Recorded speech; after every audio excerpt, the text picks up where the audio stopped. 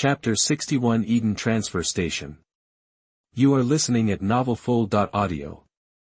Lola was not thinking about the Garden of Eden, but the friends in the laboratory and the transit station built in the Gobi Desert. The oldest in the transit station was only 16 or 17 years old, and the youngest was not even 10 years old, perhaps because they had lived in the laboratory since childhood. These children were wary and curious about Logan and his friends.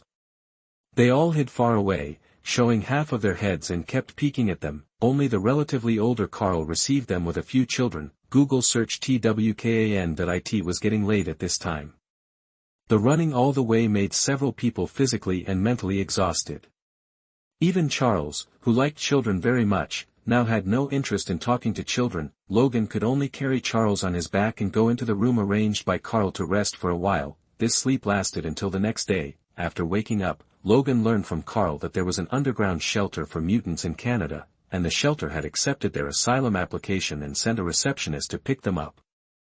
When the time comes, they can cross the border and go to the mutant shelter in Canada with the host. However, according to the plan discussed with the shelter, they should have met with the host 2 days ago, but for some reason, they have been delayed and have not responded until now. On the observation tower, the telegraph machine made a sound, beep beep beep.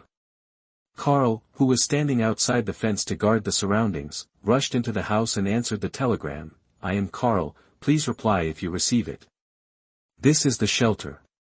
The person who receives you has arrived. Please gather in the border forest before 12 o'clock today. Someone will meet you. Please reply if you receive it. The receiver of the telegraph machine made a sound. Logan on the side could clearly hear that the other party's voice was a little low. Received.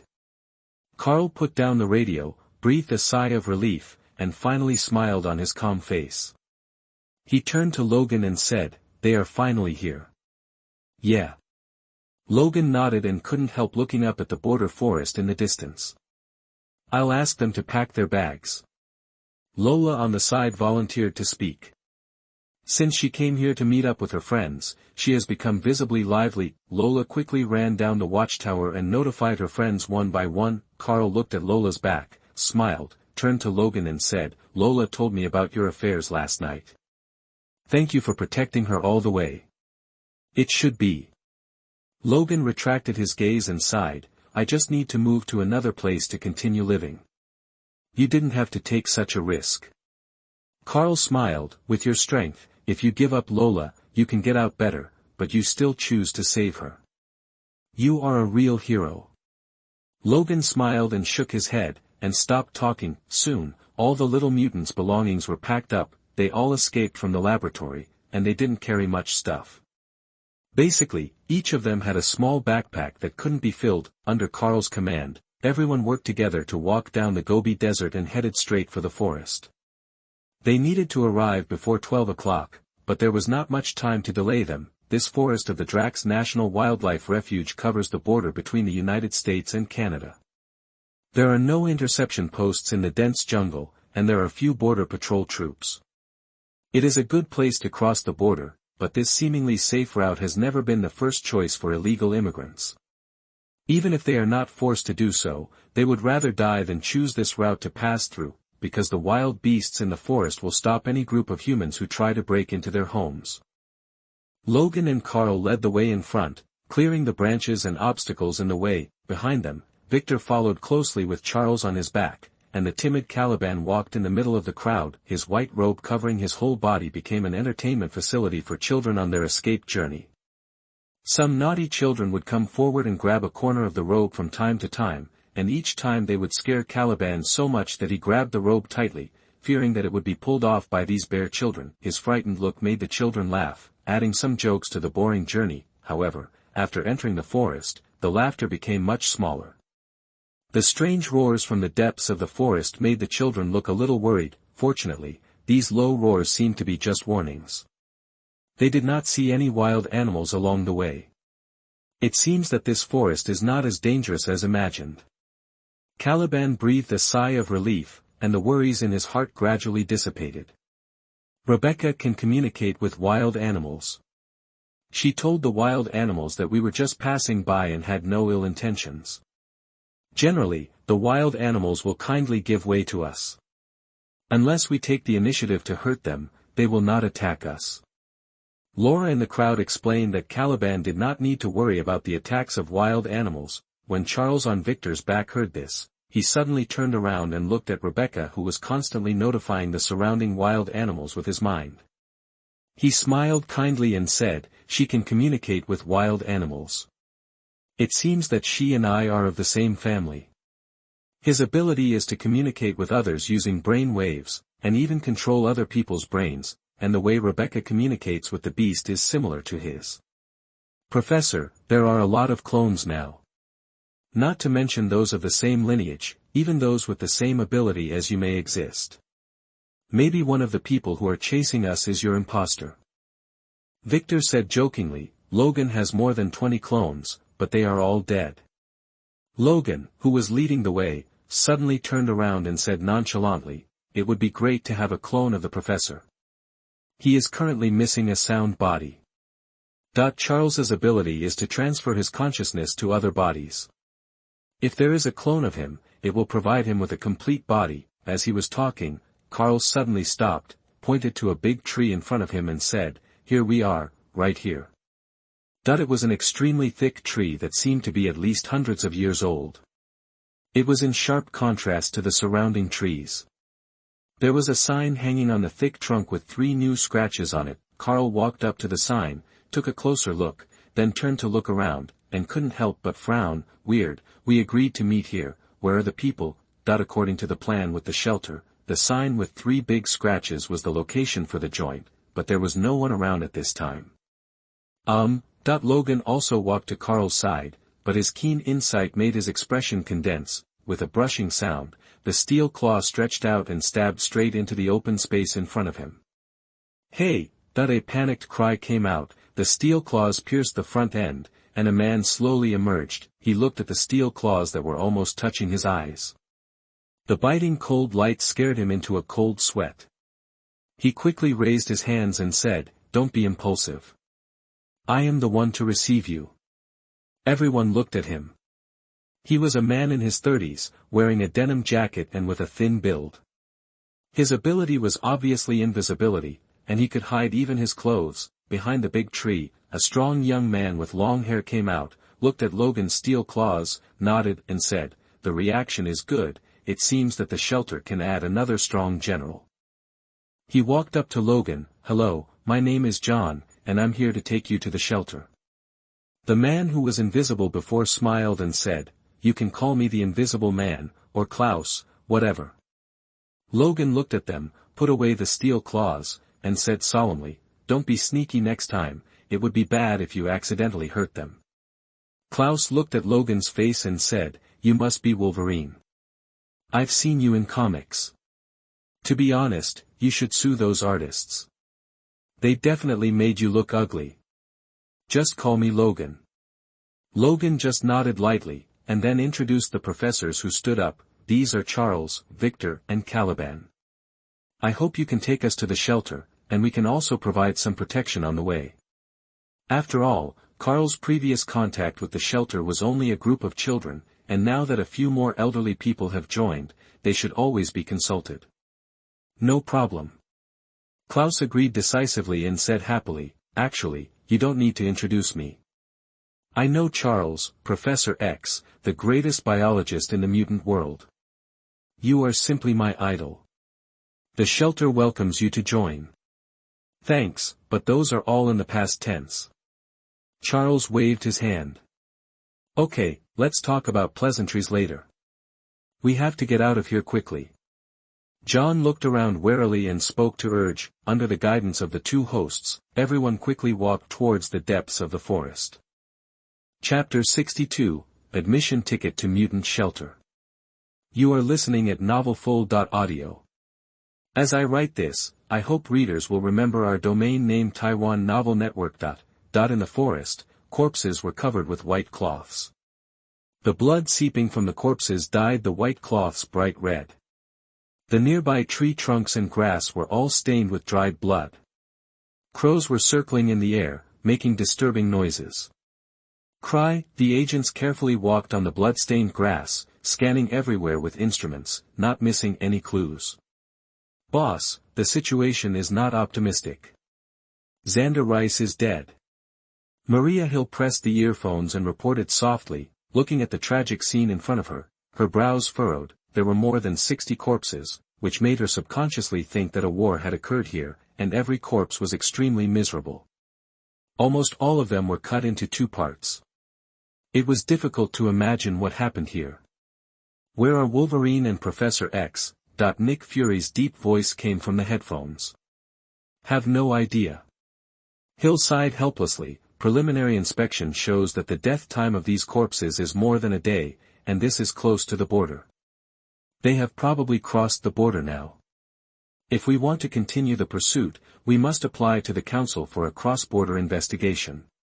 Fury on the other end of the headset was silent for a while and said in a deep voice, "I will apply to the chairman. This matter will be kept secret for the time being. We cannot tell the Avengers, especially Steve. With his temperament, if he knows Wolverines, I will definitely investigate the whereabouts myself." "Yes." Hill nodded in response. "We'll discuss the specific situation when we come back." After finishing speaking, Fury hung up the call and sat on the chair with a frown on his face. "Logan and Charles are almost 300 years old together. Isn't it good to just enjoy your old age quietly? Why do you have to go out and cause so much trouble?" A few hours after setting off from the meeting point, John led Logan and the others out of the forest and came to a dilapidated single-family building. The small wooden building seems to have been built for a certain period of time, standing alone outside the forest. "Is this a shelter?" Carl looked at the small building in confusion. It was very different from what he imagined as a shelter with many mutants and safe protection. "No." John shook his head, stepped forward and opened the door of the small building, and said, "Let's rest here for the night. We can continue on our way." Carl looked up at the sky. It was already afternoon and it was not time to rest yet. Moreover, they still had enough energy to continue walking. John said helplessly, "If we go further, we will have to live in the forest at night." This was one of the few safe places to rest on the road, and he also had things to do here. Helpless, Carl could only nod. Logan was lucky that there was a rest stop here, otherwise the younger children wouldn't be able to bear it if they had to walk all day, and the professor's body couldn't stand it either. Several people walked into the house. The house looked a little dilapidated and unoccupied. The wooden walls looked slightly decayed, and the wooden ladder leading to the second floor kept creaking. There are quite a few rooms on the second floor. Although the facilities are very simple, it is no problem to take a short rest. With the professor behind his back, Logan chose a room with better ventilation and simply made 4 beds with the quilts in the closet. Laura did not choose to live with them. Ever since she met her friend, she stayed with her friends every day and was unwilling to separate when sleeping. By the time Logan was done, the smell of food could already be heard downstairs. John had stocked enough cans and compressed biscuits here for everyone, and he was heating the cans of meat whose grease had solidified.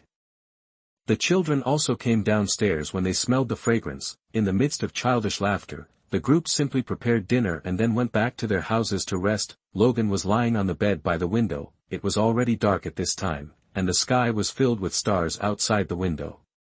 The cool breeze blew in through the cracks in the window. The temperature in the room dropped. Logan felt the chill of late autumn and gently curled up under the quilt. Boom, boom, boom. Just when Logan was about to fall asleep, there was a knock on the door, followed by John's lowered voice, "Logan, are you asleep?" Logan raised his head, glanced at the people sleeping on the other beds in the bright moonlight, then quietly got off the creaking wooden bed, pushed the door open and walked out. "What's up?" He looked at John outside the door, who was holding a somewhat retro lantern. In this border cabin without electricity, it was the only lighting tool.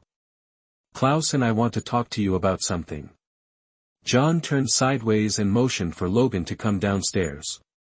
Logan nodded, closed the door, and walked downstairs with John. Ever since he entered the hut, Logan could see that John was a little absent-minded, as if something was bothering him. Arriving on the first floor, John put the dim lantern on the table, where Klaus was already waiting. "The plan to go to the shelter may have to be postponed for 2 days. As soon as he sat down, John said straight to the point, "We have encountered some trouble." "What's the trouble?" Logan asked. John and Klaus looked at each other and sighed helplessly. "Originally, there were 3 people who were supposed to pick you up this time," Klaus said a little dejectedly, "but when we were halfway there, one of our people was caught by the picket." "Pickets? It seems like this is indeed a big problem," Logan murmured. He knew that the full name of this organization was the Mutant Pickets. It was an official team set up to capture mutants. To be more precise, it was to capture mutants who committed crimes, but now anyone who is a mutant will become their target, but for the sake of so-called justice, they will still deliberately accuse the captured mutants of some unwarranted charges. "You want me to help save people?" Logan understood what they meant and obviously hoped that he could help. "It's not you, it's with us." Klaus quickly corrected him, and at the same time added, "There is also Victor, we hope he can join. After all, there are many people on the picket team. If it is just John and I am afraid there will be some trouble, but if you can join it would be much easier." John on the side nodded. "Originally we wanted to send the children to the shelter and then find a way to bring more people to rescue, but that would take too long, and she might be transferred or even be in danger, but fortunately we came across you. I hope you can help us with this." "Can." Logan thought for a moment and nodded in agreement. "I'll tell Victor tomorrow. After all, if you want to go to the other party's sanctuary, it makes sense to do a favor, as it is your ticket to enter the sanctuary." When they heard Logan agree, the 2 of them breathed a deep sigh of relief, with smiles on their faces. "Grateful." John nodded, and at the same time took out a photo from his arms and handed it over. "This is her photo. Take a look and don't admit it wrong when the time comes." Logan took the photo and looked at it carefully near the lantern. The photo showed a girl of 18 or 19 years old. She was very beautiful, with short emerald green hair. She looked a little unruly, but her face was a little pale. She was wearing a denim jacket, leaning against a car and smiling at the camera. Seeing the girl's appearance clearly, Logan couldn't help but frown. The person in the photo gave him a familiar feeling, but he couldn't remember where he had seen it before. "What's her name?" Logan raised his head and asked the 2 of them.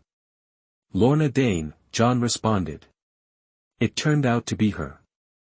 Logan suddenly understood and looked back at the photo. No wonder she looks so familiar. She turns out to be Magneto's daughter Polaris. Only if Polaris is here, where is Magneto? Chapter 63, Magneto's daughter, Polaris. You are listening at novelfull.audio. Since the Westchester incident, Logan has not heard any news about Magneto, even though the professor would mention the old friend from time to time. Logan, who had been on the run, was too busy to care about Magneto's life or death, but what he didn't expect was that he would run into his daughter Lorna here. Only then did Logan react and looked up at John. If Polaris was his friend, then the guy who called himself John was probably John Proudstar, nicknamed Thunderbird, but the current John was at least 10 years younger than he remembered. After all, the John he saw on TV before looked at least in his 20s or 30s, which was completely different from the face that still had some youthfulness. Taiwan Novel Network. Logan handed the photo back and said with a smile, "Just tell me when you set out, Victor, and I will help." Originally, he agreed to save people, and now that he knew that the person to be saved was Lorna, he felt obliged to do so. After all, she was the descendant of an old friend. The next morning, Logan told Victor and the professor about this matter, and warned them to keep it secret from the children first. This was also John's request. After all, if the children knew about this, they would definitely volunteer to help. Now they are not suitable for participating in these dangerous actions. "You are going to save people." Caliban, who had just woken up, heard their conversation and hurried over. Logan nodded. "Yes, their people have been captured. We should help them in their shelter. But if we do that, there will be more risks." Caliban looked reluctant. For him, he would feel safe only if he moved into the shelter quickly. He was unwilling to take any risks along the way. There were too many exciting things along the way, and he couldn't stand it. "Shut up, Caliban." Charles scolded Caliban and pulled him away, and then said to Logan seriously, "We should help with this matter. We can save people, but we must be careful, especially you, Logan.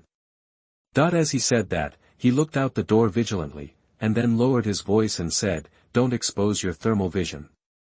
Now is not the time to make it public in front of the world. Logan nodded, well, I will be careful. Even if Charles didn't say it, he would not easily show this new ability. The X gene mutated, and he could awaken new abilities at the age of nearly 200. Once this news spread, it would drive any biological laboratory completely crazy, including government departments. Every drop of his blood will be the object of mad scramble by major laboratories. They will use these mutated X genes as the mother to clone a group of monsters that are more difficult to deal with but can be tamed by them. The government will spare no effort to find out the cause of the X gene mutation and seek ways to restrain the X gene mutation to block the opportunity for any mutant to grow. At that time, he will be hunted down endlessly, and he will no longer face a small fish like Dr. Rice, but the real military. There will be no peace, which will be his final ending. Logan sighed for a long time. He has the ability to make everyone afraid, but he does not have the power to fight against everyone. Then this power will only bring danger. At this time, John knocked on the door and said, Logan, we should set off. I'll be there. Logan stood up and responded, pulling Victor downstairs together. At this time, a car that John and his friends got from somewhere was parked outside the wooden house, and Klaus was already waiting in the driver's seat. John opened the car door with the two of them and was about to get in the car. Laura, who was having breakfast on the first floor, saw this scene and ran up quickly, holding Logan's fingers, tilting her head and looking at the car with a questioning look on her face. Logan squatted down, smiled and rubbed Laura's head. We are going out for a while, you stay here with the children, don't run around, understand? Laura looked at a bag in the car with concern, which contained a lot of weapons. She guessed that Logan and his men might go to perform some dangerous mission. Seeing the girl's worried look, Logan smiled, don't worry, it's okay, you protect everyone here, we will be back soon. Laura nodded obediently, released Logan's fingers, and said, be careful, we'll wait for you here. Logan hummed, smiled and rubbed the girl's soft hair, then turned around and got in the car and closed the door. Klaus started the car and quickly rushed to the destination. The vehicle drove into the city, but did not go directly to the prison, but came to the residential community in the city. There were single-family buildings here, and the decoration was relatively exquisite. However, because it was a weekday, the streets seemed very deserted and there were not many people. Not going to the prison. Logan saw the car parked in front of a building, and his eyes were a little puzzled. This place did not look like a place for mutants to be imprisoned. We don't know where Lorna is imprisoned. We have to find someone to ask first. John pushed the door and got out of the car, pointing to a building in front and said, room number 3, the owner there knows where she is. Logan also got out of the car and followed, while Victor and Klaus waited in the car, alerting the surroundings. After walking a few steps, Logan and John stood in front of the small independent building in room 3. Judging from the decoration of the small building, the owner here should be a very serious person in life. The decoration is quite satisfactory, with various decorations. Meticulous. While Logan was still looking at the house, John had already knocked on the door. Boom, boom, boom. The voice echoed in the house, but after waiting for a long time, no one responded. Who lives here? Your friend? Logan asked curiously, but as soon as the voice fell, the door that had not responded for a long time was opened with a creak, but the other party was obviously very cautious and only opened a small gap. Through the gap, Logan saw that it was a middle-aged man in a suit and leather shoes, who looked like a successful man. The man looked at them, frowned and asked, you too, what's the matter? Bang. In response to him, John suddenly kicked the door. The huge force caused the door to hit the man hard, and his whole body was instantly thrown away and fell to the ground. John quickly got in, grabbed the man's collar and pulled him up. At the same time, he pulled a chair and pushed him hard. Fark. Logan couldn't help but cursed angrily, young people today are too irritable. He quickly turned his head and looked around to make sure that no one on the street saw what was happening here, then quickly entered the door and closed the door again. Logan looked at John, who was holding the man down tightly, with a headache. This guy is too aggressive. You know, there are pickets in this area arresting mutants. Any conflict will attract the attention of the pickets. How dare he do this? Who are you? That the man sat on the chair and kept struggling, but John's hands held him tightly like pliers. He could not break free at all. He could only say angrily, I am a prosecutor, you are breaking the law. Are you Reed Strucker? John stared into the man's eyes and asked in a calm voice. It's me. Reed frowned, looking at John and Logan's unkind appearance, and warned, who are you? Kidnapping the prosecutor is a felony. Are you Reed? This familiar name made Logan slightly stunned. He glanced at the simple but very clean house and noticed a family photo hanging on the wall of the living room. In the photo, Reagan's wife is standing on the left and right, with a pair of children in the middle. The scene is very warm. It's really him. Looking at the people in the photo, Logan couldn't help but murmur in his heart, Reed Strucker is the district attorney who specializes in mutant cases. In The Gifted, Lorna and the others will have some intersection with him, but not so early. It seems that the timeline of this universe is going in a different direction, Logan muttered silently to himself. Where's Lorna? John had already begun the interrogation, staring into Reed's eyes, with the intention of killing him if he didn't answer. Are you her accomplice? Reed reacted and immediately snorted, it seems that catching her is not unjust. You mutants will only bring violence. Tell me where she is. John ignored his words and asked loudly with cold eyes. In prison. Even though Reed was being held hostage, he still looked confident and even had a bit of disgust in his eyes. I advise you to surrender as soon as possible. Maybe you can be put in the same prison as her. You guys only use violence to solve problems. It is impossible for primitive people to commit crimes and get away with it. No one is above the laws of this country. Even if you damn mutants have superpowers, you can't even think of changing the rules of the law. Bang. John didn't say anything nonsense, and punched Reed's abdomen hard. The brutal force instantly made Reed's face distorted, and he vomited out abdominal fluid. The pain in his abdomen made his whole body tremble, but his eyes were still fierce. Which cell? Which cell? John's voice was cold, and he raised his fist, as if he would punch Reed again if he didn't answer. Have no idea. Reed gritted his teeth and said 3 words stubbornly between his teeth, his eyes showing no sign of weakness. John was immediately angry and swung his fist down again, but was caught by Logan. Don't waste your efforts, let me do it. He knew Reed's character. Violence would not change his will. Only the law could make this guy change his mind.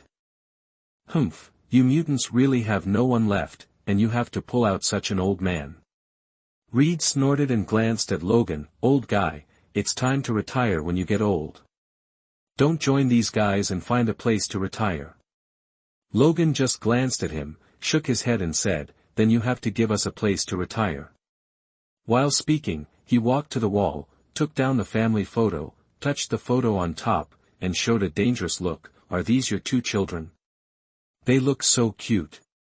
After hearing these words, Reed panicked instantly, and the confidence on his face was instantly replaced by panic. What are you going to do?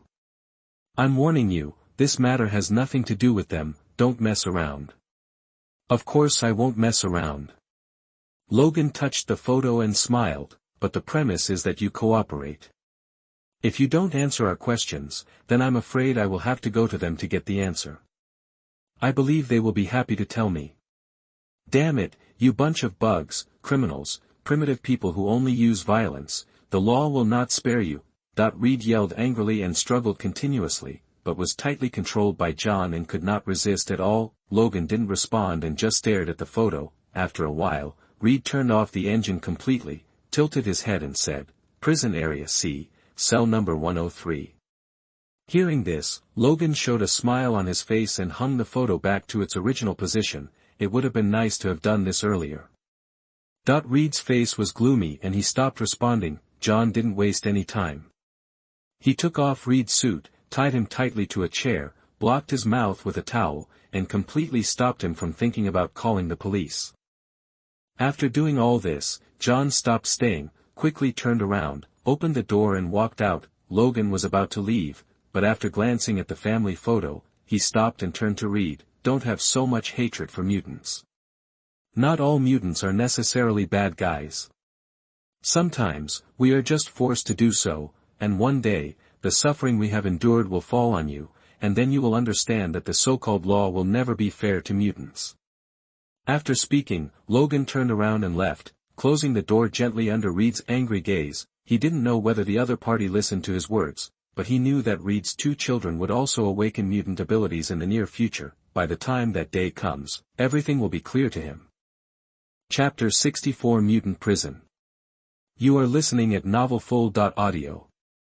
Outside the city, in a desolate area, there is a lonely prison. The outermost layer of the prison is surrounded by a circle of barbed wire several meters high, which surrounds the entire prison. The inner layer of the barbed wire is a half-meter thick concrete wall. Even if the truck rams with all its might, it is difficult to cause any damage to this hard wall. In addition, there is a layer of spiked iron nets with high-voltage electricity on the wall. Any carbon-based organism that touches the iron net will be burned into a pile of charcoal within 1 second. In addition, the sentry towers with sniper rifles around can detect any criminals who try to approach the wall at the first time, and each sentry tower can cooperate with each other to perfectly make up for the other party's shooting blind spot. Such a strict prison basically eliminates the possibility of any criminal escaping. As for those who are honored to be imprisoned in this prison, they are not ordinary people. They are either serious criminals who seriously disturb social order, or mutants with superpowers. Unfortunately, such an indestructible prison cannot prevent the breeding of internal termites. Some prison guards who are trapped by money are easily overcome by John with US dollars, allowing several people to successfully sneak into the prison. In the elevator, Logan and his 4 companions were wearing cleaning clothes that did not fit them very well, carrying mops and buckets, and slowly climbed with the elevator. Their current identities are cleaners in the prison, specializing in cleaning work in Area C. You have the ability to bribe the prison guards, but you don't know where Lorna is imprisoned?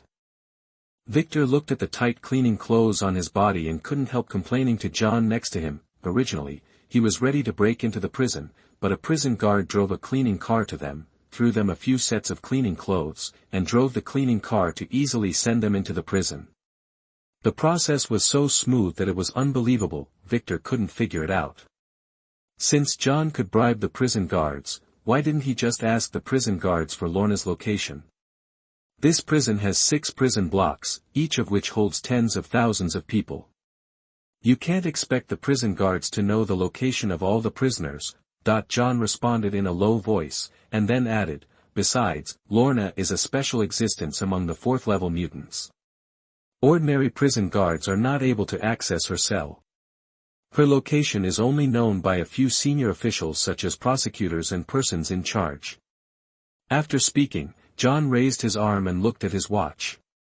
After calculating, he said in a deep voice, "We have to hurry up. Reed's wife will get off work at 4:30 in the afternoon. She will take half an hour to pick up the children, so we only have 3 hours to rescue Lorna. That they need to complete the jailbreak before Reed's wife takes the children home and unties Reed.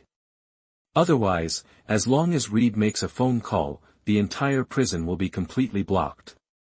At that time, even if they can fly, the armed helicopters in the air can shoot them down with precision-guided missiles. 3 hours. More than I thought." Victor looked confident, with an eager look in his eyes. "Victor, don't be too conceited, your mercenary career has stopped more than a decade ago." Logan whispered, "Don't be impulsive later, be careful. Uncle Wolf, don't worry too much, I'm here." Klaus spoke before Victor could refute Logan, staring at the floor indicator light of the elevator with a smile. "The plan for this jailbreak is very simple. According to John's deployment, they need to find the main control room of Area C, which controls the monitoring of Area C and the doors of all cells. As long as they can decipher the authority of the control room, they can easily help Lorna open the door of the cell and remove Lorna's suppression collar. That thing can suppress the mutant's X gene and prevent them from launching any ability. Once they are handcuffed, even the most powerful mutants will become exactly the same as ordinary people. This is also the reason why Lorna can be controlled. As long as they remove Lorna's restraining collar, everything will be fine." No one can stop Polaris from going berserk, especially in this prison with a very high metal content. Any wire can become her weapon of killing. Ding dong. The elevator stopped on the third floor and the doors slowly opened. The prison guard in charge of reception had been waiting here for a long time. After seeing a few people, he hurriedly said, "Everyone, follow me." After that, he took Logan and others to the area responsible for cleaning. Most of these places that need to be cleaned by outside cleaners are places such as conference rooms and offices. The prison is not confident that the serving criminals will come to clean these places, and the prison guards are unwilling to contract the cleaning work, so it falls on the outsourcing company. The prison guard walked in front, constantly telling the people behind him, "Just clean the specific area, don't walk around at will. Once you appear in a place you shouldn't be, the guards' guns won't give you half a second to explain." "Don't worry." John nodded repeatedly in agreement. "We just want to work peacefully and don't want to cause any trouble." The prison guard nodded, swiped the access card all the way, opened one thick iron door after another, and finally sent several people to a conference room. At this time, the entire hall was empty, and there were still some discarded documents and half-drunk water bottles on the conference table, as if the meeting had just ended not long ago. "You clean here first, and you can call me if you need anything." After the prison guard said this, he pushed the door open and walked out. Waiting outside, seeing the prison guard go out, Klaus smiled, threw down the cleaning tools in his hand, turned to Logan and stretched out his hand, saying softly, "Hold my hand." Logan was a little confused, but before he could react, Klaus forcefully held his hand. The next second, Logan suddenly felt cold all over his body, as if he suddenly lay down in the snow. At the same time, he found that Klaus, who was supposed to be standing next to him, suddenly disappeared, but he still had a clear touch on his palm. At this time, he caught a glimpse of the mirror in the conference room. At this time, the mirror was also empty, and his body disappeared in the mirror. Logan was stunned and looked down at his body. His body was completely invisible and he could directly see a ball of waste paper behind him. "Is this invisible?" Logan's eyes were a little surprised. He didn't expect that Klaus could not only make himself invisible, but also make anyone who touched him invisible. "Shoo!" Klaus's voice came to his ears, "Come out with me and don't make a sound." As the voice fell, Logan suddenly felt his palm being pulled. He could only lower his steps, follow the direction of the palm, and follow Klaus out of the conference room. Victor and John continued to clean the conference room. After all, if 4 cleaners disappeared at the same time, even a fool would understand the seriousness of the matter, and the alarm would sound throughout the prison. Outside the conference room, the prison guard was leaning against the wall and smoking. His empty eyes seemed to be thinking about something. Even though Logan and the two passed by him, he was completely unaware of it. This ability is really abnormal. Logan pressed his steps and complained silently in his heart, but a pervert is a pervert, but no one can resist the temptation of invisibility. With this ability, you can do whatever you want in places where there are no infrared alarm devices. Klaus had obviously seen the map bribed from the prison guard and knew that the main control room in Area C was on the 2nd floor. The two quietly went down the stairs.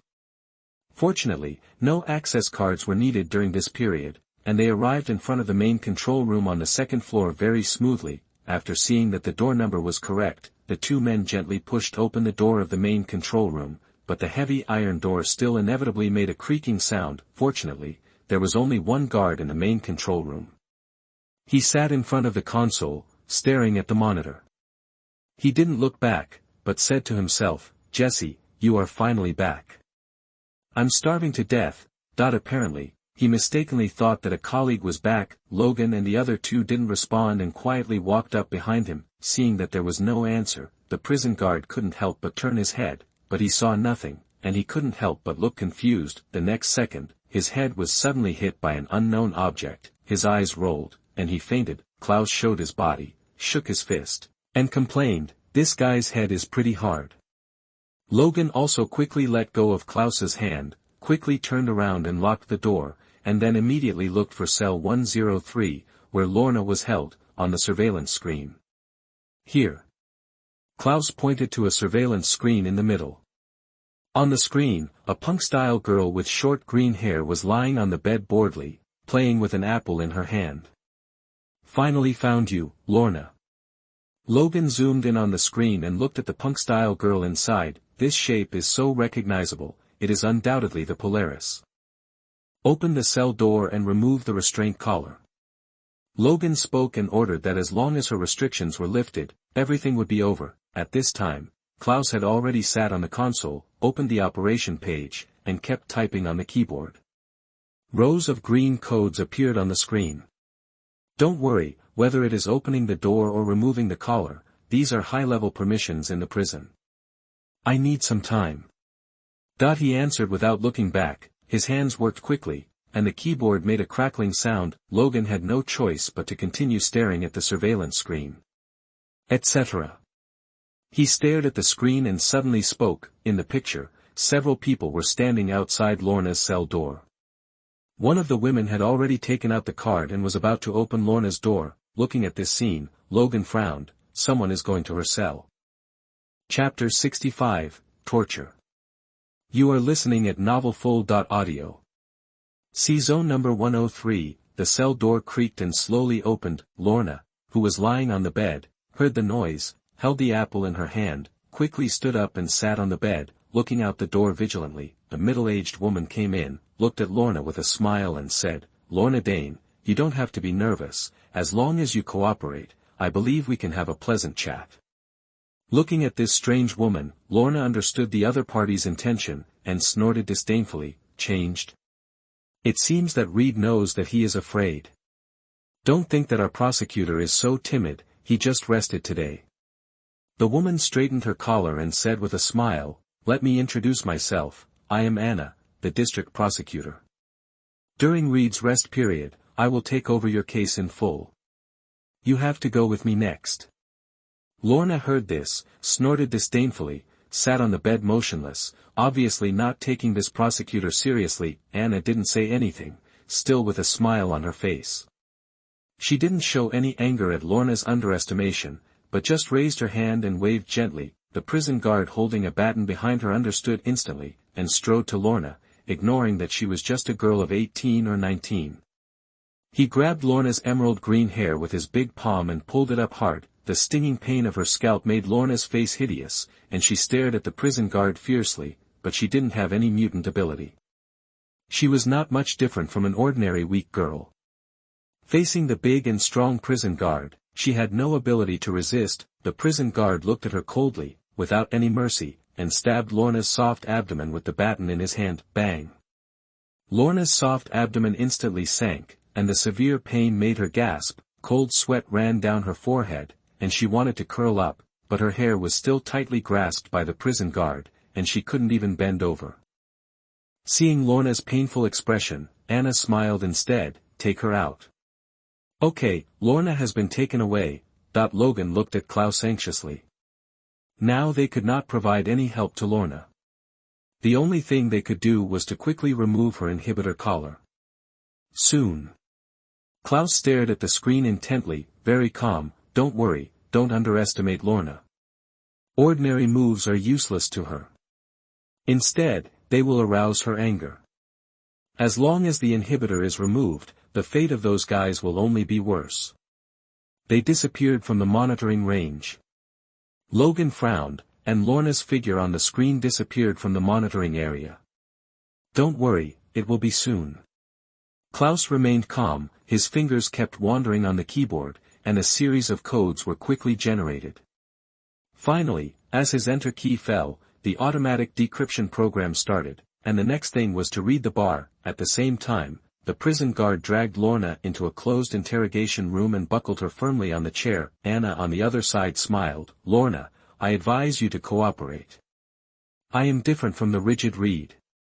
That guy believes in the law and will never do anything illegal, but I am different. For the safety of mankind, I think some torture that goes beyond the law can be used appropriately. If it weren't for this thing on your neck, you would have been smashed into a pile of meat." Lorna pulled the corner of her mouth and said sarcastically, "Hee hee." Anna gritted her teeth and shook her head helplessly. "It's been a few days, and you still expect your friends to rescue you? Those guys dare not break into this prison even if they have 10,000 courage. Give up. Just tell us the location of the shelter, and I promise not to disturb your normal sentence again. If you kneel down, I might consider it. Lorna sneered. Stubborn little guy. Anna didn't get angry, but smiled with narrowed eyes and waved her hand. The prison guard saw this and immediately pulled down a switch on the wall. Sizzle. The sound of arcs roaming came from Lorna's chair, and the current instantly penetrated her whole body. The piercing pain stimulated every inch of Lorna's skin. Her hair fluttered in the wind under the action of the current. The stimulating electricity made Lorna tremble uncontrollably, and bursts of white smoke came out of her body. When it was about to reach the critical point, the prison guard pulled the switch and the current faded. Lorna's face was exhausted, and her hair was messy and drooping in front of her eyes. She gritted her teeth and stared at Anna, and the murderous intent in her eyes quickly rose. It's still such a low-level method. Continue. Anna said coldly. The next moment, the current penetrated Lorna's body again. After more than a dozen times, Lorna was panting, and the stinging pain in her body made her have no strength to struggle, but she still didn't say a word. Anna looked at this scene and sighed and shook her head. Lorna, you forced me to do this. After that, she waved her hand, and a tall and thin man walked in from the door. Looking at this person, Lorna frowned, but the other person seemed a little ashamed and did not dare to look directly into Lorna's eyes. Does he look familiar? Anna smiled frivolously, walked slowly to Lorna, lowered her head and looked directly into her eyes. Blue is also a mutant, but he is smarter than you and knows that cooperating with us is the best choice. She grabbed Lorna's white chin, lifted it up, and whispered in her ear, and Blue's ability is pain gas, which can directly act on your pain nerves. Do you know what will happen if you inhale it? Every inch of skin and every cell in the body will be in severe pain as if it were being torn apart. A normal person would be tortured to death for up to 30 seconds. That feeling is really terrifying. These words finally moved Lorna. She stared angrily and roared, "You damn bastards will never end well. If I can get out, I will never let any of you go." Ha! Anna smiled softly, slowly returned to her original position, took out the gas mask and put it on. The prison guard on the other side also hurriedly walked out of the interrogation room and locked the closed door tightly. Blue looked at all this helplessly, sighed, and slowly opened his mouth. A thick and pungent light yellow mist spurted out instantly. In just a few seconds, the poisonous gas filled the entire room, as if entering a yellow fog, completely burying Lorna. At the same time, in the main control room. Not okay yet. Logan looked anxious, looking at Lorna's empty cell, feeling slightly uneasy. Right away, wait until the progress bar is completed. Klaus stared at the screen, and the progress bar was slowly growing. Bang bang bang. Why did you lock the door? Open it quickly. I brought pizza. There was a knock on the door suddenly, and a rough voice came from outside. Fark.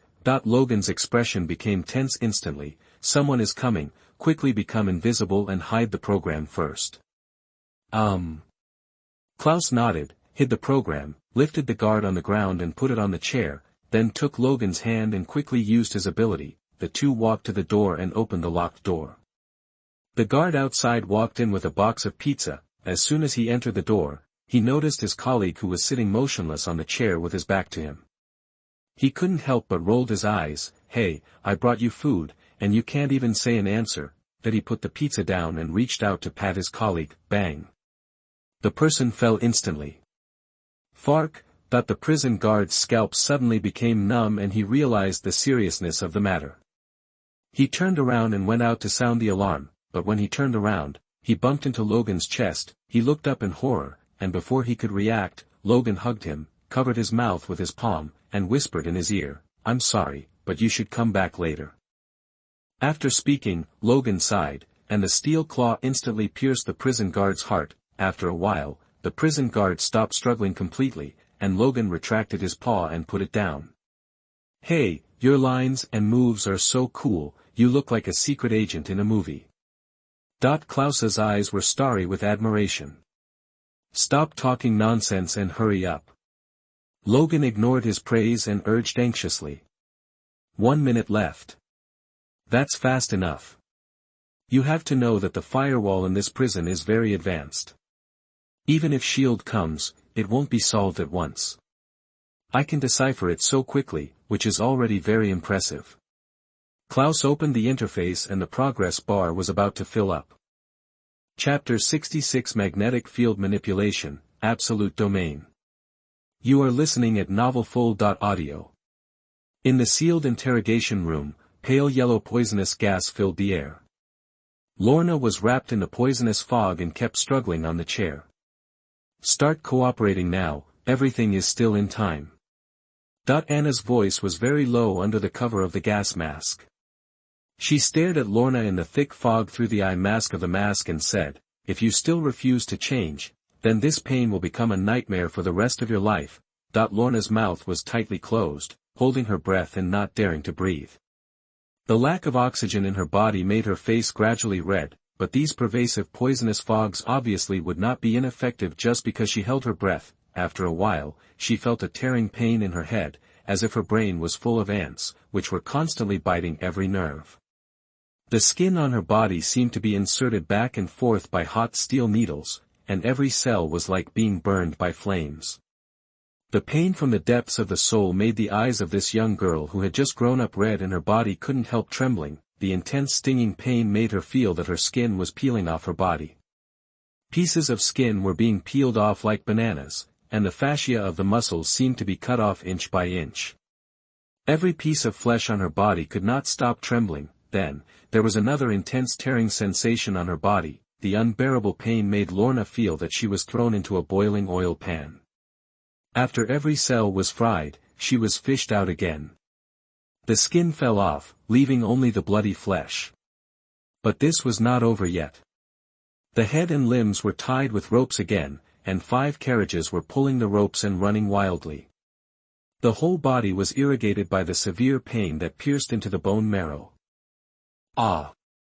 Lorna screamed in pain, and the roar from the depths of her soul vented the suffering in her body. Her miserable voice kept echoing in the entire interrogation room. "I will kill all of you, not one will be spared." The pain that penetrated into the bone marrow made Lorna unable to contain the anger in her heart, and she cursed hysterically. The eyes widened, emitting green fluorescence because of anger, and the hands were tense and tightly clenched. Buzz.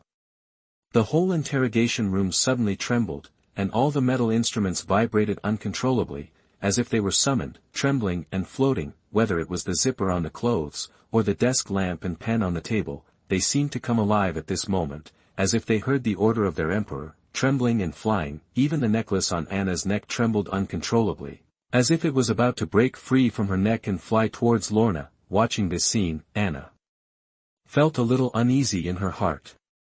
She touched the necklace on her neck and subconsciously took a few steps back, frowning. Easy.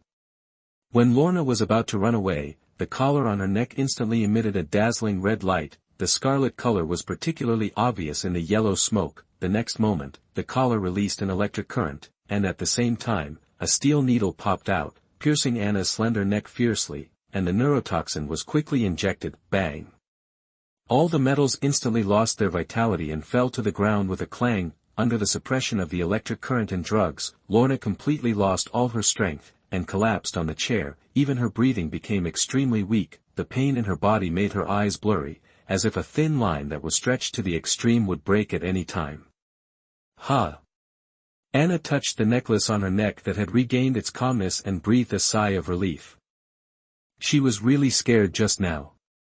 If the other party could really break through the suppression, I'm afraid the entire prison would be completely destroyed, but fortunately, the collar has already exerted its strength. Under its suppression, any mutant struggle will only be in vain. After taking a deep breath and easing the fluctuations in her heart, Anna sneered again. "Don't waste your energy. Your struggle is as meaningless as a crab in a freezer. It's better to cooperate with us as soon as possible. I will inject you with analgesics as soon as possible to cut off your pain." Lorna looked at her with a pale face. Although she had no strength in her body, her eyes were still full of murderous intent. "This look has already explained everything." Anna sighed helplessly and waved to Blue next to her. Although she hated this stubborn little girl, she had to say that this was the only clue to the mutant shelter at present, and she couldn't let the other party really die in pain. Blue understood, closed his mouth, and stopped the spread of the poison gas. At the same time, the special exhaust vent in the corner of the interrogation room was activated immediately. After a period of suction, all the poison gas was sucked out, and the entire interrogation room returned to its previous appearance. You damn beasts. Anna sat in a chair and groaned in pain, cursing weakly. Now she only felt pain all over her body, and she no longer had any strength to struggle, and even her breathing became very weak. Any slight movement in her body would once again cause the tearing pain deep into her soul. Still not talking, Anna took off her gas mask, squinted her eyes, and the patience in her eyes gradually dissipated. Don't dream. Even if I die, I will not betray the shelter. They will avenge me. You guys won't live long. They will return the pain I experienced today to you 10,000 times. Lorna endured the severe pain in her body and spoke angrily with gritted teeth. Anna's patience completely disappeared, and she snorted coldly, "You don't know whether to live or die. I want to see whether your mutant friends will kill me first, or I will torture you to death first." After that, she put on the gas mask again and ordered coldly, "Blue, continue." Blue looked helpless, looked at Lorna's appearance, shook his head and sighed, and opened his mouth again. The poison gas filled the air again, gushing wildly in the sealed interrogation room. Fuck, Lorna cursed. The piercing pain came again, bloodshot eyes, and she couldn't help but raise her head and roar, "Dee-dee." Suddenly, a crisp sound rang out. The collar on Lorna's neck suddenly showed a green light. The next moment, the collar clicked, suddenly unlocked, and fell to the ground. Everyone was stunned for a moment, including Lorna. She endured the pain and stopped roaring, looking down at the collar that had been split into two on the ground. Anna on the opposite side was stunned, staring at the fallen collar, unable to react for a while. How did it fall? She muttered in her heart, but the next moment she seemed to have thought of something, and suddenly raised her head, staring straight at Luna. Her eyes under the gas mask were completely filled with fear, and she retreated repeatedly, trembling all over. At the same time, Luna's eyes glowed with emerald green fluorescence, and a powerful energy was blooming in her body. Buzz buzz buzz. The interrogation room shook continuously, and all the metal trembled and floated up, shaking violently in the air. Crack. The wall peeled off, and steel bars drilled out of the cement wall like long snakes, like giant hands stretched out, dancing on the wall. At this moment, all the metal seemed to come alive. Chapter 67, Polaris goes on a killing spree. You are listening at novelfull.audio. Buzz buzz, the metal devices in the interrogation room kept vibrating and hissing, slowly floating in Lorna's anger, and slowly hovering in the air. Click, the metal buckle that trapped Lorna on the chair suddenly popped open. She twitched her hands, broke free from the restraints of the chair, and slowly stood up with cold eyes. Then with a casual move, a pen flew over and slowly floated in the palm of his hand. She stared at the pen floating in the palm of her hand as she controlled it, feeling the crazy power gushing out of her body. A burst of joy appeared on her pale face, and her weak body was instantly filled with energy. After taking a deep breath, Lorna raised the corners of her mouth slightly and couldn't help but murmured, "It feels so good to have the power back." You. Blue's eyes widened and he looked at Lorna with fear on his face. Panic instantly spread in his heart. He knew that once Lorna released the control, no one here would be her opponent. Phew. Before he could turn around and run away, a burst of wind suddenly sounded. The pen in Lorna's palm seemed to turn into a bullet at this moment, flying out quickly. The thick and blunt pen, under Lorna's control, became the sharpest weapon. It instantly hit Blue's chest, and the whole pen was submerged in it. It stirred wildly in Blue's chest, like a blender, completely destroying the internal organs. It was smashed, and finally penetrated from his back. Warm blood spattered crazily as the pen flew out, all spreading on Anna behind him, and the strong smell of blood spread in the small interrogation room. Bang! Blue's body fell heavily, and his dying eyes stared at the collar on the ground. He could not figure out why the restraining collar suddenly broke. Without Blue as a poison source, the yellow poison was quickly dispersed by the exhaust fan. Lorna strolled up, her eyes flashing with emerald fluorescent light, the lights above her head crackling, the light flickering on and off. You, don't mess around, Anna's face was full of fear. Through the blood-stained mask, she stared at Lorna, who was walking slowly, as if she saw the god of death approaching step by step. The fear from the depths of her soul made her tremble uncontrollably, and her legs moved back unconsciously. "Kill me, you can't get out of this prison, and the government won't let you go." Fear caused her voice to tremble uncontrollably, and her lips trembled as she stared at Lorna. The corners of Lorna's mouth raised slightly, staring at her as if looking at a dead thing. The next moment, Anna only felt that the metal iron ring on the gas mask contracted rapidly. When she reacted and wanted to pull off the mask, the iron ring had already tightly clasped her neck, and a bloody mark was instantly drawn from her neck. A strong feeling of suffocation came over her, and she kept pulling at the mask, struggling hard but to no avail. The iron ring was completely embedded in his neck. The feeling of being on the verge of death caused tears to fall from her eyes, and she collapsed to the ground. She stretched out her hand and looked at Lorna, begging for mercy, but her voice for mercy could not come out. Her neck was clamped so that she could not make any sound. He could only stare at Lorna with a pitiful expression, his palms constantly hooked in front of his eyes, trying to get her to let him go, but Lorna didn't look at her at all, and walked straight to the door. With a wave of her hand, the locked iron door popped open on its own, and Lorna walked out of the interrogation room unhurriedly. Anna's vision behind her gradually blurred, and the feeling of suffocation made her unable to see clearly what was in front of her. Her hazy eyes stared at Lorna's back, and she stopped struggling with unwillingness, and there was no movement at all. The prison police who had previously been guarding the door sensed the danger in the interrogation room and fled in a hurry to sound the alarm. Toot toot. In an instant, the alarms in the entire prison sounded wildly, and Area C instantly entered a red state, with all red warning lights flashing crazily. "It's so noisy." In the corridor, Lorna's face was illuminated red by the warning lights. The dazzling red lights and the noisy sounds made her unhappy. She looked up and stared at the rows of warning lights and raised her hands angrily. Bang bang bang. The metal wick in the warning light exploded instantly, all the lights exploded completely, and the broken glass crashed down. Lorna walked on the broken glass, which crunched under her feet, but just after taking a few steps, there was a rush of footsteps, and a dozen heavily armed prison guards stood in the corridor, forming a human wall. "Don't move." The dark muzzle of the gun was aimed at Lorna, and the auxiliary infrared sight lines on the gun were all aimed at Lorna's eyebrows and heart. Looking at this group of heavily armed guys, Lorna looked solemn and the emerald light in her eyes flashed. The next moment, she gritted her teeth fiercely, tightened her fingers, and the weird green light was instantly released, spreading out quickly like a shock wave. Buzz. The roar resounded throughout the corridor, and the green mist instantly wrapped around the rifles of all the prison guards, causing more than a dozen rifles to tremble crazily. The prison guards were shocked.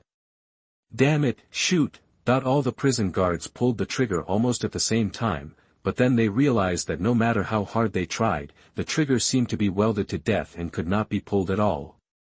Whoops!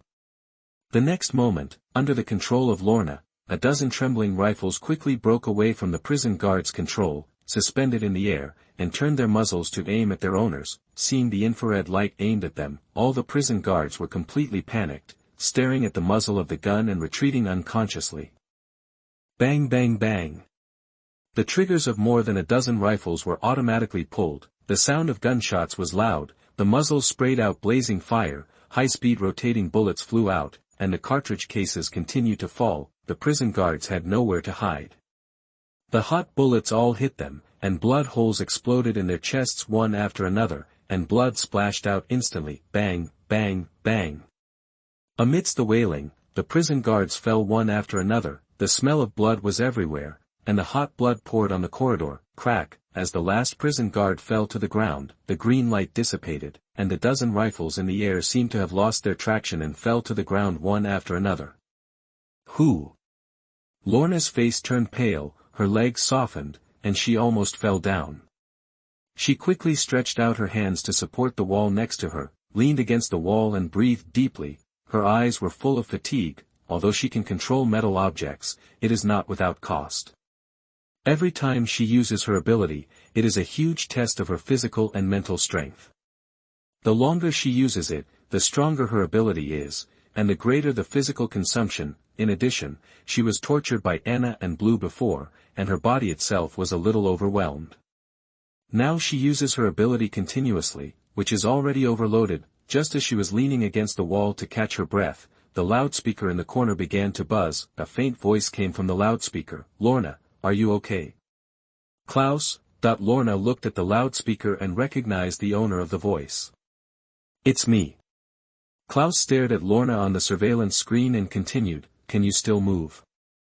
If you can, we'll meet on the second floor of Area C." Lorna nodded, couldn't help but let out a long sigh of relief, and said, "I'll be there right away."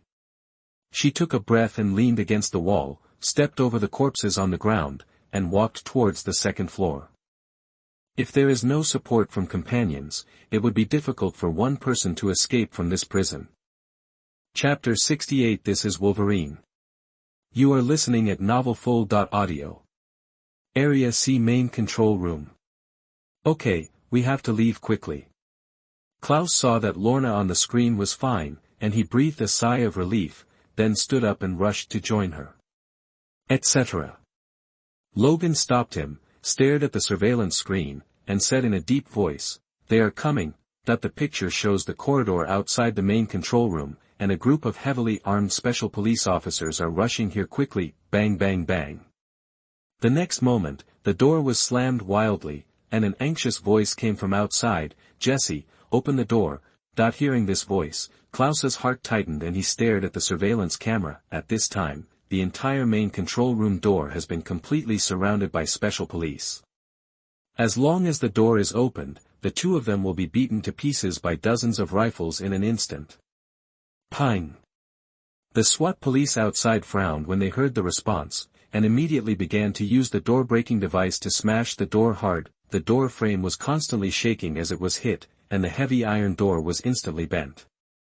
Just one more blow and the entire door would collapse. "Hold my hand." Klaus held Logan's arm and quickly activated his ability, making their bodies instantly transparent. Pang! Almost at the same time, the door was broken open, and a large number of special police officers broke in and searched every corner of the control room. At the same time, they also discovered two prison guards lying on the ground. After one of the special police officers determined that there were no bombs hidden under their bodies, they opened their bodies and checked the beating of their carotid arteries. "Captain, he's dead." The SWAT officer stood up to report. The captain looked gloomy and stared at the main control room. "Captain, there is no one." On the other side, the special police officer responsible for the search also came back to report. Except for two corpses, nothing was found in the entire main control room, but they didn't know that at this time Klaus and Logan were hiding in the corner, watching a group of special police officers walking around in front of them with indifferent expressions, and even the muzzle of one of the special police officers almost touched them, but nothing was found either. Listening to the report, the captain looked gloomy and kept looking around. "No, they must not have left yet." The captain spoke with great determination. "The door was locked just now, which means the person must still be in the room. Turn on thermal imaging." The captain suddenly gave instructions. A special police officer stepped forward, took out the thermal imager, and began to scan the main control room. However, as soon as the thermal imager started working, it showed a burly figure standing in front of him. "Here!" The special police officer panicked and subconsciously shouted. The next moment, a cold light flashed, and the thermal image was instantly chopped into pieces by the sharp claw blade, and it also scratched the neck of the special police officer. The round head crashed to the ground with a face full of terror, and blood splashed out like a fountain. "Fark!" Everyone looked with horror on their faces and saw Logan, who seemed to appear out of thin air. Klaus next to him looked at the body lying on the ground with blood splattering, and said speechlessly, "Can't we just search it casually and then retreat? If you have to do any thermal imaging, you are just beating workers. Why do you have to work hard for that salary? It's time, don't play anymore. Damn it, shoot now." The captain ordered with anger on his face. Under his roar, the other SWAT officers reacted instantly, aiming their guns at Logan and Klaus, and pulled the trigger without hesitation. Bang bang bang. Fierce gunshots instantly resounded throughout the main control room, and all the hot bullets sprayed out, like raindrops, densely shooting towards Logan. Logan almost subconsciously dodged and pinned Klaus behind him. Countless bullets all reached his body. Bullet holes exploded one after another in his body, blood spattered, his clothes were instantly torn, and his body was full of bullet holes. Ah! The physical pain caused Logan to grit his teeth and roar, anger gradually spreading in his eyes. More than 10 seconds later, the SWAT officers fired all the bullets in their magazines. Gun smoke filled the muzzles, and bullet casings covered the ground. They quickly changed their magazines and raised their guns to aim, but they did not shoot directly, but stared intently. Logan wanted to confirm the other party's situation. At this time, Logan had almost no good flesh on his back, and the bullets exploded into bloody flowers on his body. His eyes were full of anger, and he slowly stood up straight, all his muscles exerting force at this moment. Snap! Under the squeeze of the muscles, the hot warheads were squeezed out one after another and fell with a clanging sound. In just a moment, there were already dense shrapnel under the feet. When all the special police officers saw this scene, their faces were filled with astonishment, and at the same time, their heads exploded in an instant. The firepower output just now would have completely shattered even a large rock, but it was unable to penetrate this man's body. Not only them, but even Klaus, who was pinned down by Logan, looked shocked. He looked up in shock and looked at the angry Logan, while looking down at the shrapnel that was clanging on the ground. Although he had read The Legend of Wolverine in comics, he actually always believed that it was the result of deliberate exaggeration by those painters. But now he knows that those seemingly exaggerated comics are not exaggerated at all. Wolverine's self-healing ability is really ridiculously strong. In this situation, it would be enough for a normal person to die hundreds of times, but not only did Logan resist, but his actions didn't seem to be affected at all. In the eyes of the astonished crowd, Logan gritted his teeth, suddenly grabbed Klaus, and threw him behind a long table to prevent him from being injured by bullets. Then he turned around and looked directly at the group of SWAT officers. His angry eyes made him look like a hungry wolf. Crack! The silver steel claws flashed out suddenly, and the cold light was diffused. With his roar, his body bounced up suddenly, like a hunting wolf king, and pounced in front of a SWAT officer. The sharp steel claws easily penetrated the opponent's bulletproof vest, and pulled it hard to both sides. In an instant, blood splattered, and the SWAT officer's upper and lower body separated and fell heavily to the ground. Damn it, shoot! The captain saw this scene, his scalp almost exploded, and he gave a stern order, bang bang bang. The SWAT officers reacted, pulled the trigger with fear on their faces, and the bullets flew. Logan resisted these hot bullets, ignoring the fierce sound of bullets breaking through the wind, and leaped again, his steel claws piercing the heart of another SWAT. He was like a wolf king in the forest, moving around in the main control room. His body was almost impossible to lock, but every time he stopped, a body was bound to fall. Gun smoke and bloody smell filled the main control room, and the SWATs fell one after another. His steel claws were like the sickle of the god of death, harvesting one life after another without hesitation. Crack!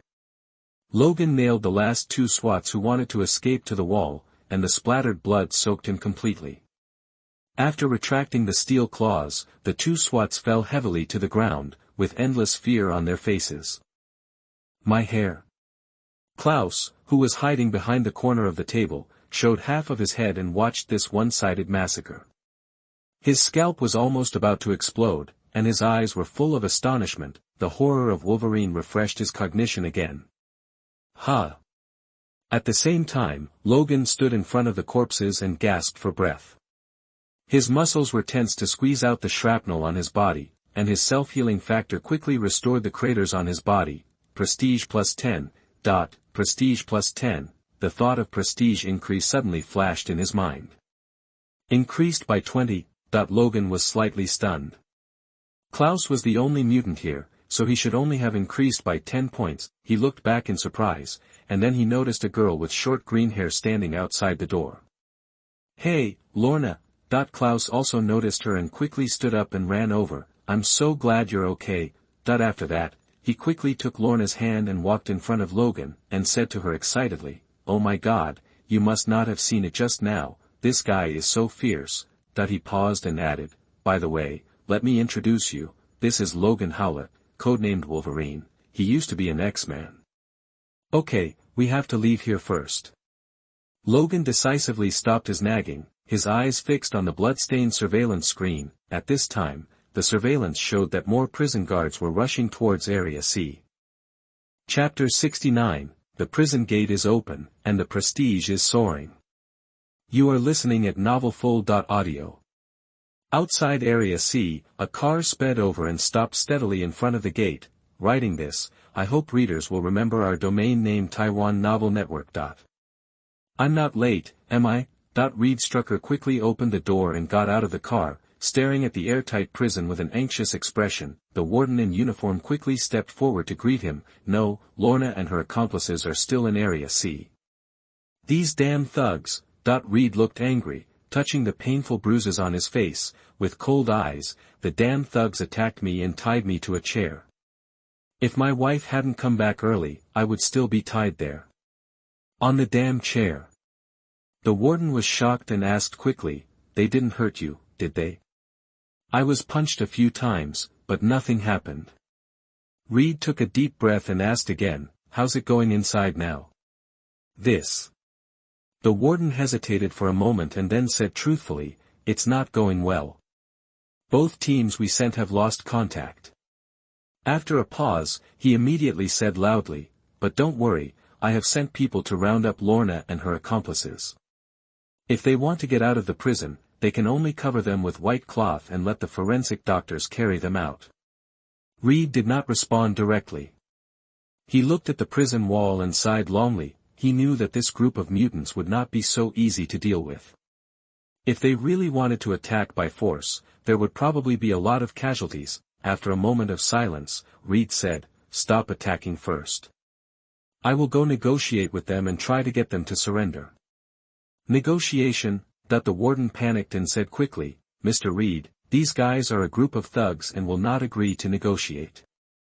Let's fight for it, otherwise we will suffer too much if we fight. Reed walked into the prison area without looking back. On the other side, Logan covered Klaus and Lorna and ran into the stairwell, just in time to meet John and Victor who came to join them. Lorna, are you okay? After John saw Lorna, he quickly came up to help her out of concern. At this time, the girl's physical strength has not recovered much, her body is a little weak, and her face is pale. Fine. Lorna waved her hands and said tiredly, just take a rest. What's the next plan? Logan interrupted their conversation. The top priority was to find a way to escape from this prison quickly. I asked the responding prison guard to prepare a car for us. John took out a bunch of car keys from his pocket and shook them. Just park it in the basement, we can drive out. As soon as these words came out, everyone stared at the bunch of keys in astonishment. Victor looked speechless and said, is this your plan? You'd better tell me that the car the prison guards prepared for you is a tank. Logan couldn't help but speak. No, it's just a police car with a full tank of gas. John shook his head and added, the prison guard said there are 6 pistols in the car to protect us. Everyone couldn't help but remain silent again. My God, 6 pistols, really heavy firepower. Victor couldn't help complaining, there are all SWAT police armed with live ammunition outside, and maybe the helicopter gunships are already on their way. You want us to drive out in a police car with 6 pistols? As soon as we show our heads, we will all must be beaten into a sieve. Forehead. John was silent for a moment and said honestly, this is indeed the plan. Logan was completely speechless. Okay, I should let you explain the entire plan before we leave. It was John who told him that he had a brilliant plan before, but Luo simply thought that he had hidden all his back plans. Unexpectedly, this guy is a brash man full of muscles. Bang bang bang. Suddenly, gunfire rang out from the stairs below, and bullets flew quickly. At the same time, there was a rush of footsteps above the stairs. Lorna's eyes were quick and her hands were quick, her eyes flashed with green light, and all the bullets that were flying stopped in mid-air. She waved her hand fiercely, and all the bullets changed directions and accurately penetrated the foreheads of all the guards downstairs, causing blood to explode along with their brains. Call. After doing this, Lorna gasped for breath and her face became increasingly pale. There was not much strength left at her disposal now. Fortunately, she successfully acted as a deterrent. The dozens of guards fell to the ground, which shocked the guards who came after them. Everyone guarded the stairs and did not dare to attack rashly. At this time, a sizzling sound of electricity sounded from a loudspeaker outside, and Reed's voice came through the loudspeaker. "People inside, listen, I am Prosecutor Reed Strack. You have been surrounded. Quickly put down your resistance and surrender. I promise that I will not take the initiative to harm you. If you still resist, you will not end well. No. People can escape from this prison." His voice spread through the loudspeaker and resounded throughout the prison area. "Damn it." Logan looked solemn and said quickly, "What should we do now?" At least John, this reckless man's plan, can't be implemented. If they want to escape, they must think of a foolproof plan, otherwise everyone will be completely trapped and die here. Several people looked at each other, and for a moment they had no idea. With their abilities, there is no way to escape from here. Surrounded by layers of layers, the entire prison has long become a big net. Even if they can fly, they can't fly out.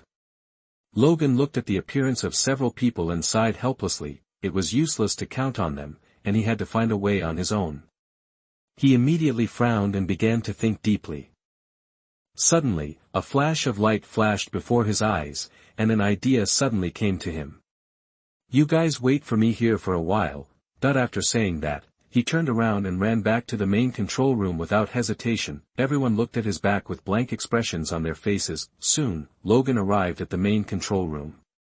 Ignoring the blood stains on the computer operating panel, he began to call up the surveillance videos of each cell on the big screen. Looking at the mutants wearing restraint collars inside, Logan's eyes lit up. There are quite a few mutants imprisoned in the cells.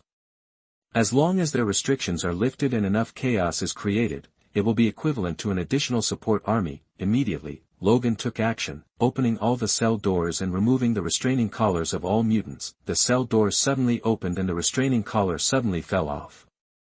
All the prisoners in the cell were stunned. They didn't react for a while and didn't dare to go out rashly. Logan pulled the microphone and loudly shouted through the speakers throughout the prison area, "Everyone, from this moment on, you are free. These damn prison guards and officials who claim to be superiors can no longer control you. Let's break out of this damn prison together and welcome the free air outside." Listening to Logan's passionate voice from the loudspeaker, all the prisoners were stunned for a moment. "Don't hesitate. Those guys from the government won't let us go easily. If we continue to stay here, we will only die. Now, fight out with me. This is our last chance." Logan's voice continued to ring in the prison. In an instant, all the prisoners were completely boiling. "Kill out. Kill these damn guys. Kill." The roar spread throughout the prison area, and all the prison guards looked panicked. They blew their whistles and raised their guns and shouted, "Don't move. Stop all of them." However, before they could finish their words, the mutinous prisoners rushed in instantly. These guys who were fed up with the suppression could no longer stop unleashing the bestiality in their hearts, turning the entire prison upside down. Looking at the picture on the surveillance camera, Logan heaved a sigh of relief and raised the corners of his mouth. Prestige plus 10. Prestige plus 10. Prestige plus 10. Chapter 70 Awakening New Abilities. You are listening at novelfull.audio. As hundreds of prisoners broke out of their cages and wreaked havoc in the prison area, Logan's prestige also skyrocketed. In just a moment, his prestige had risen to 191 points. Obviously, daring to rush into the main control room and liberate these prisoners in such a tight prison, such a feat can indeed make many people admire Logan. Unfortunately, not all of the people released were mutants. There were also many ordinary humans mixed in. The prestige points these ordinary humans provided him were really limited. In addition, not everyone will be in awe of Logan. Many people have long been dazzled by the freedom that is just around the corner. How can they have time to express their admiration? All he could think about was how to break out of the prison, and these people naturally cannot provide any prestige points to Logan. however, even so, Logan is already very satisfied in his heart. His main purpose of releasing these prisoners is to muddy the water, and gaining prestige points is an unexpected surprise. In addition to the skyrocketing increase in prestige points, free points and enhancement points also increased by 10 points each. Logan couldn't help but raise the corners of his mouth slightly. These points will undoubtedly make his strength a qualitative leap. In addition, what excites him even more is the column of special abilities, awakening the special ability Annihilation. Logan's eyes flashed as he looked at the newly awakened special ability. Although he had previously felt that he was not far away from awakening his special abilities, he never expected that this day would come so suddenly. He stared closely at this newly awakened special ability, and he also had suspicions in his heart. When the heat vision was awakened last time, the prestige value exceeded 10 points, and now Annihilation will be awakened, which should be the result of the prestige value exceeding 100 points. What made it difficult for him to contain his inner joy was that this Annihilation skill was too terrifying. According to the introduction of the Annihilation skill, Annihilation can melt living creatures within a certain range.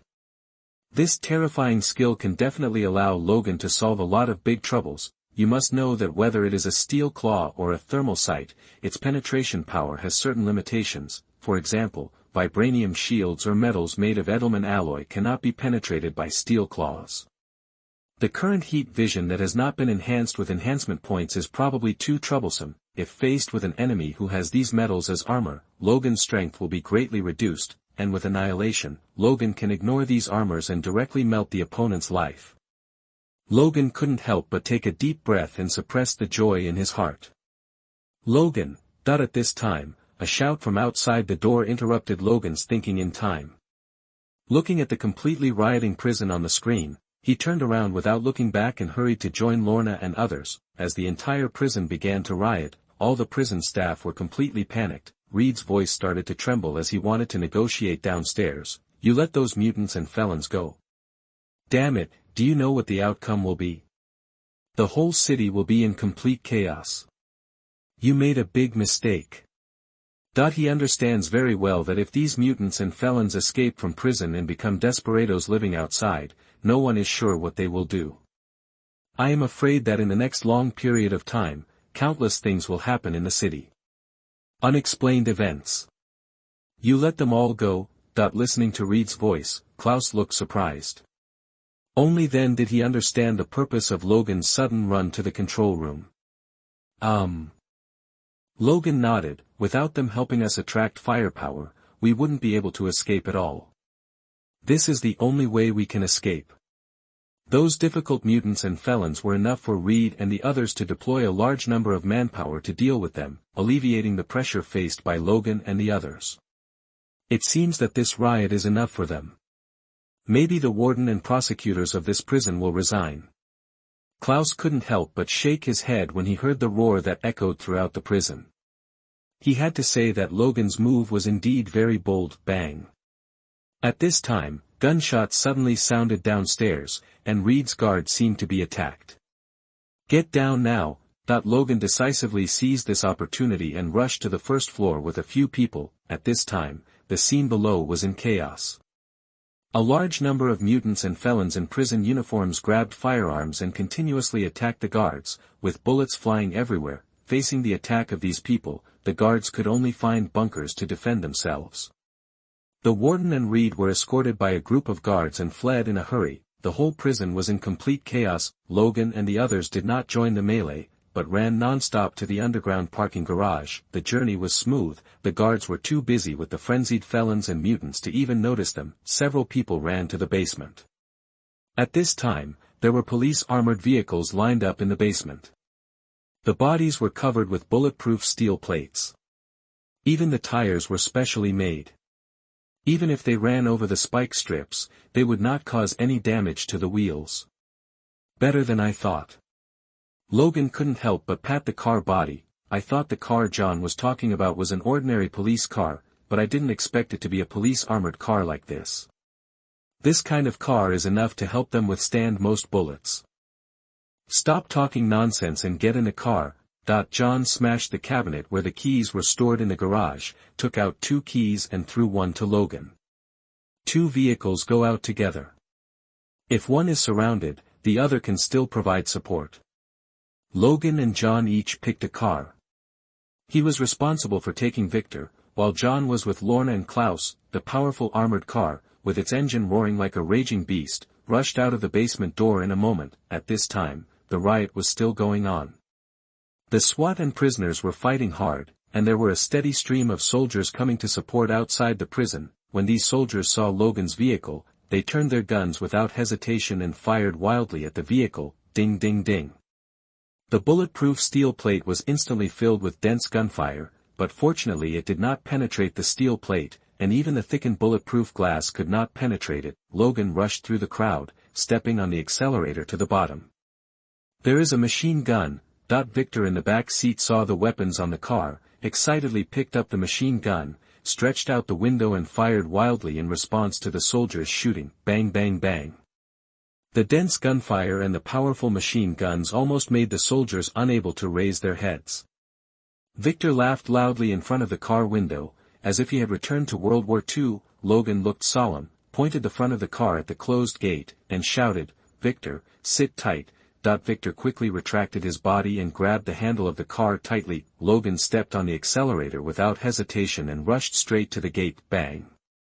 There was a loud bang, and the heavy door could not stop the armored vehicle that was like a beast, and the door frame was suddenly bounced open. John and the others behind followed closely behind. Almost at the same time, the police cars guarding outside the prison started and chased them one after another.